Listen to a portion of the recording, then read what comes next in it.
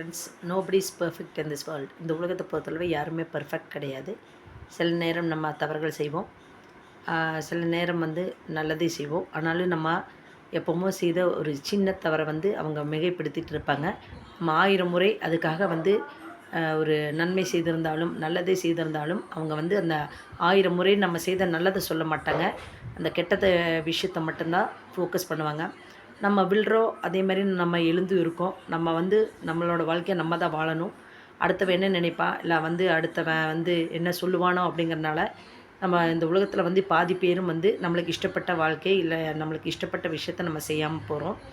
ஒரு விஷயம் மட்டும் நினச்சிக்கோங்க, நம்மளுக்கு ஒரு ஆபத்து இல்லை நம்மளுக்கு ஒரு கஷ்ட நேரங்களில் எத்தனை பேர் நம்மளோட இருப்பாங்கன்னு பார்த்தீங்கன்னா அது ரேர். 1 2 பேர் மட்டும்தான் இருப்பாங்க.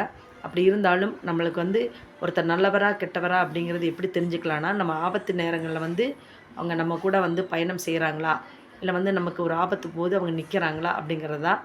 அது இந்த உலகத்தை பொறுத்தளவு ரொம்ப ரேர்.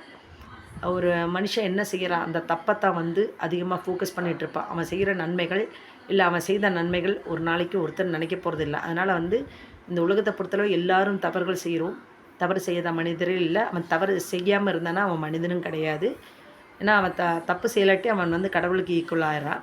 அதனால் தப்பு செய்கிறவன் தான் மனுஷன், தப்பு செய்தால் தான் மனுஷன்.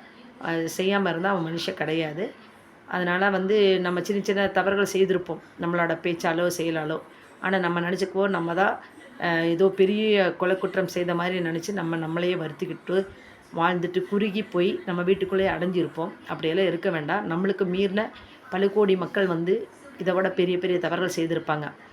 ஆனால் அந்த நம்ம செய்கிற தவறு எதுன்னு நம்ம புரிஞ்சுக்கிட்டு அதிலிருந்து நம்ம வெளிவர்றது தான் உண்மையான ஒரு நல்ல குணம்.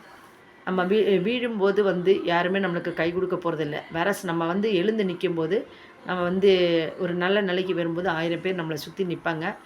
நம்மளுக்கு உற்சாகம் தருவாங்க. நம்மளோட சுற்றி எப்போவுமே இருப்பாங்க. ஒரு 10 ஃப்ரெண்ட்ஸோ இல்லை ரிலேட்டிவ்ஸோ நெய்பர்ஸோ இருப்பாங்க. ஆனால் நம்மளுக்கு ஒரு கஷ்டம்னு போது யாருமே இருக்க மாட்டாங்க. அதனால் நம்ம ரொம்ப பெர்ஃபெக்ட்டுங்கிற யாருக்குமே காமிக்க போக வேண்டாம்.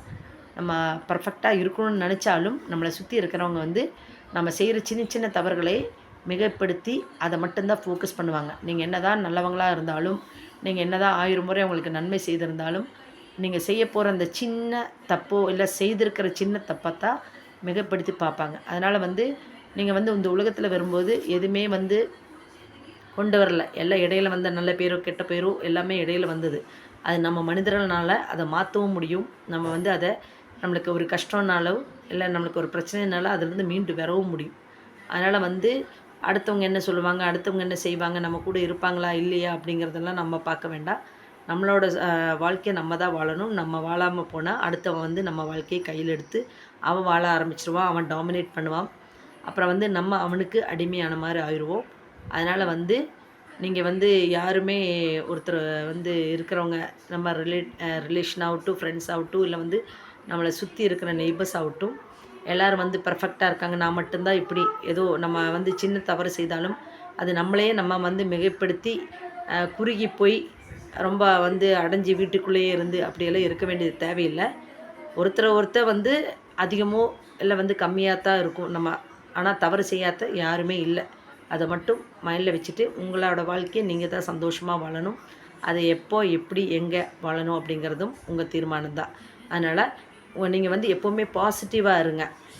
நம்ம மனசு எப்படியோ அதன்படி தான் எல்லாமே நடக்கும். அதனால் நம்ம மனசை குப்பை தொட்டி இல்லாமல் எப்போவுமே சந்தோஷமாக நம்ம எப்போவுமே பாசிட்டிவாக இருந்தாலே போதும். நம்மளோட வாழ்க்கையில் வெற்றி அதே பாதி வெற்றி அடைஞ்ச மாதிரி தான். அதனால் நம்மளை சுற்றி இருக்கிறவங்க என்ன நினைப்பாங்க, நம்ம மட்டும்தான் தப்பு செய்கிற மாதிரி நம்ம கூனி குறுகி போக வேண்டிய தேவையில்லை. எல்லாருமே மனிதனாக பிறந்த எல்லாருமே தப்பு செய்கிறது தான். அதனால் நீங்கள் உங்களையே ரொம்ப அண்டர் எஸ்டிமேட் பண்ணி நீங்கள் நான் தான் பர்ஃபெக்ட் இல்லை, இம்பர்ஃபெக்ட் அப்படிங்கிற மாதிரி அந்த ஒரு மனநிலையில் இல்லாமல் அதை விட்டு வெளியில் வாங்க. சந்தோஷமாக உங்கள் வாழ்க்கையை வாழுங்க. நன்றி, வணக்கம்.